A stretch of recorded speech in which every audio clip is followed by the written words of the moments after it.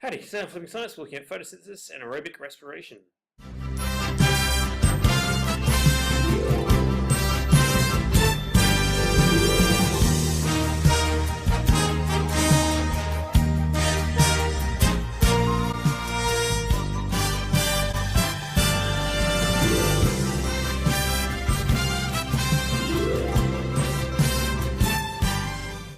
So the science understandings we're going to look at: photosynthesis and respiration are important processes in the cycling of carbon and oxygen on Earth.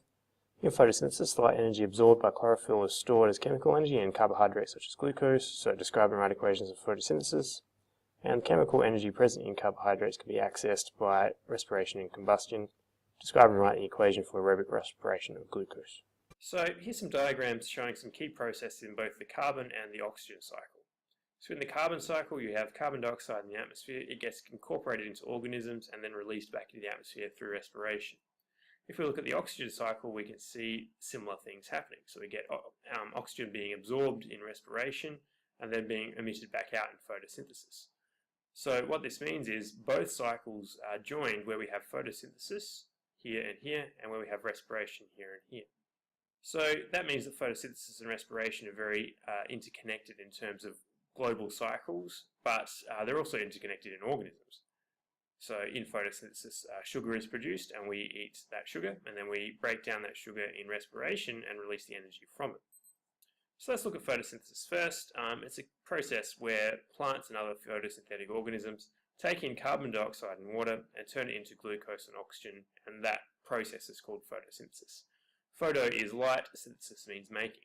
So that tells you that light is used to run this process. There's a compound called chlorophyll which exists in plants' leaves that helps to run this process. It's not as simple as this. There's many steps involved, but simplified, this is what the reaction is. So you need to be able to regurgitate this. So 6CO2 plus 6H2O goes to C6H12O6 plus 6O2. It takes 2,880 kilojoules of solar energy to produce 1 mole of glucose. And I'm saying it's required to be produced, so that tells us it's an endothermic process. So light energy comes in, and that's providing the energy to run this. So photosynthesis is endothermic. The glucose that's produced from photosynthesis is handy because the plants can use it to produce particular compounds, and then we can use those particular compounds as well. So here is starch. It's made up of several glucoses joined together, so that's a polysaccharide we call it, because each of these rings we call it saccharide ring. 2 is a disaccharide, 1 is monosaccharide, 3 or more is poly. So starch is how plants store their chemical potential energy. So when we're eating a vegetable, we're eating the starch storage part of the plant. So it might be the leaves, it might be the roots, that's what we're eating. Cellulose is different. Cellulose is still glucoses, but they're just joined in a different way, and plants use cellulose to make things like cell walls. Paper is made out of cellulose. The oxygen produced from photosynthesis is handy because that's what we breathe.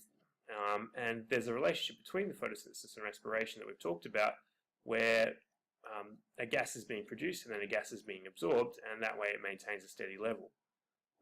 Photosynthesis is also very handy for removing carbon dioxide from the atmosphere. So one idea of removing carbon from the atmosphere to reduce the effects of the enhanced greenhouse effect is to grow lots of trees, cut down the trees and bury them, grow lots of trees, cut down the trees and bury them, and that way you're taking carbon from the atmosphere, storing it in plants, and then burying the plants so that they don't break down, they don't release the carbon dioxide again. So now we'll look at aerobic respiration. Aerobic means with air.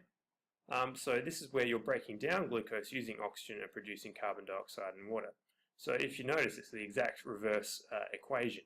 So the glucose is being burnt in oxygen to produce carbon dioxide and water. Again, it's a multi-step process. There's lots of steps involved, but we can simplify it down to this. In this case, so the equation is C6H12O6 plus 6O2 goes to 6CO2 plus 6H2O. It's important to note that this time 2,880 kilojoules of energy is being produced when 1 mole of glucose is burnt. So this is an exothermic process. When you're burning the glucose, you're producing energy.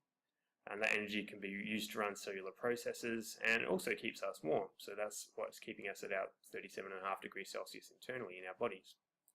The carbon dioxide produced from respiration is released into the atmosphere, and again we get that balance between the carbon dioxide being absorbed from photosynthesis and emitted in respiration. And it also removes oxygen from the atmosphere. The oxygen isn't as much of a concern as carbon dioxide is. The levels of oxygen in the atmosphere is fairly stable. So like I said before, most of the questions you'll get about this is just simply regurgitating one or the other of the equations. So here's a question from an exam. Growing animal feed involves the process of photosynthesis. Write an equation. So equation for photosynthesis, we had it before. So 6CO2 plus 6H2O goes to C6H12O6 plus 6O2. And there we go. So today on Flippin Science, we looked at aerobic respiration and photosynthesis. That's it for Flippin Science today. See ya.